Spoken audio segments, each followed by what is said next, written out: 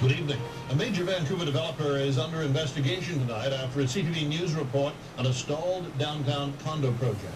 Even though construction has stopped at the V6A development, pre-sales of condo units by the Ani group of companies continue. CTV's Shannon Patterson broke that story last night, and here's what she found today. The future site of V6A in Vancouver is a filthy, gaping hole. The condo complex has been postponed, but the pre-sale office is still open. Are you still selling them? Because they've stopped building them. Yeah, but we're still selling, actually. Are you? Yeah. Are they aware that the project is on hold? Anyone who comes in there now? I'm not sure whether they're aware of that or not. It doesn't make a difference. It may to the Deputy Superintendent of Real Estate. It certainly is unethical. Is it illegal? Well, if they haven't filed an amendment, it would be problematic. We have contacted the developer and asked for an update. We've indicated that they have to make an amendment to the disclosure statement, and we're making inquiries about the deposits and the status of the project. My reaction was shock. The NDP housing critic watched our story last night. I could hardly believe what I was seeing and hearing on television, and I think it's the best example I have ever seen of, the lack of consumer protection in British Columbia.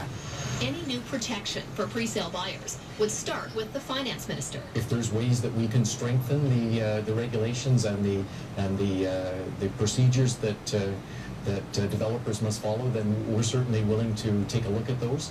And if we can strengthen it in a way that makes sense, we'll certainly be ready to do that. Can you commit to looking into it now? I will certainly be following up on this particular example to see what lessons we can learn from it. As for the future of V6A, yesterday, Ani's Vice President of Development said he wasn't sure. So what's the timeline then for this project? I wouldn't say that there is any timeline at this point in time. This afternoon, the Executive Vice President of Ani called CTV News and said, well, he doesn't know when construction will resume at V6A. Ani still plans on having the project finished sometime in 2010. He declined an on-camera interview. While Ani waits for sales to pick up, the hole remains. And critics worry if nothing's done, it could be just the beginning. You're going to have buildings rotting all over the place. You're going to have big holes in the ground. It can't be allowed to happen. Shannon Patterson, CTV News, Vancouver. We're learning more tonight about why work at another major development has suddenly stopped. The pier on the North Shore is the largest waterfront project in the province, and construction is at a standstill. CTV's Peter Granger has been asking questions about the development all day and has this report. The pier is the largest, most complex development North Vancouver has seen in decades, but the site sits silent. It's absolutely an eyesore on the waterfront, and it should be an attractive place. Well, that's the plan. The pier is expected to have half a dozen residential towers, a hotel and convention center, and a national maritime museum. That's 1.6 million square feet worth of development when it's finished, or as people are fearing, if it's finished. We're at the beginning of a huge ice age, economically speaking, here, and this is only the first step. It's been a few weeks since work stopped. Almost everyone who goes by the site seems to have an opinion about it. Either they don't have the money or they don't have the estimates say that we can't sell this, so we're not going to bother. So it's just a he said, she said thing. You got it. Yeah, well, it's a terrible thing to see, and all this good waterfront going to waste. They're probably either waiting for the interest rates to drop, or they can't get financing, or who knows. City staff tell CTV the stoppage is not their fault. It's the developer's decision, although it did coincide with the credit crash a few weeks ago. They're still within timelines to have it done before the Olympics, and I think that's their goal.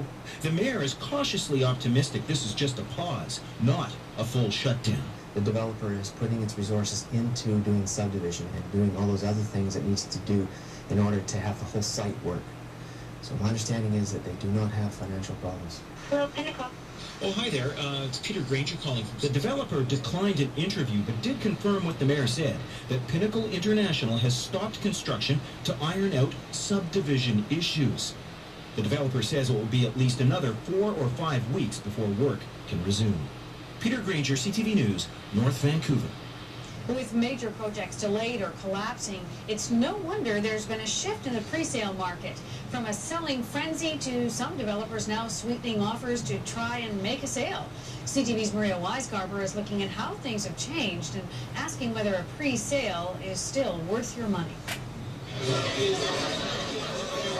These were the good times for pre-sales. And we were hoping to do 900 this weekend. Last fall, Sky Towers sold out, and realtor Ray Kahn is one of the people who helped make it happen. But now the project has stalled, and he's advising his clients to get their money back. My clients are frustrated. I don't think they're surprised, however. Looking at Kahn's website, his view of the situation is clear. Right now, I think it's a good time to stay away from the pre-sale market myself. It's just mind-blowing. I mean, it's very stressful. Even the sales manager for the project admits people just aren't buying like they used to. We're advising a lot of the developers that we work for to, to tighten their belt, hold on, see what happens. It looks like some developers are hoping to entice would-be owners and investors in other ways, like buy a house, get a car. The developers have to sort of go to greater lengths because lenders are being much tougher, which means that they're requiring a higher pre-sale number and they're requiring better pre-sales. Stella is just one of the developments trying to offer something extra in a market that's gone cold. Pre-sale went from this is a great deal that we just got to I'm doing a pre-sale and what's going to happen. Right? So I think there's a change in psychology from what a pre-sale is to being something a bit riskier and a bit more uncertain. Other promotions promise cash back or no mortgage payments for a year, but however sweet the deal, is it worth the risk? I'd be really, really careful and do a lot of research. Would you consider buying a pre-sale now? Nope. It's a position more people could adopt as more condo sites sit empty. Maria Weisgarber, CTV News, Surrey.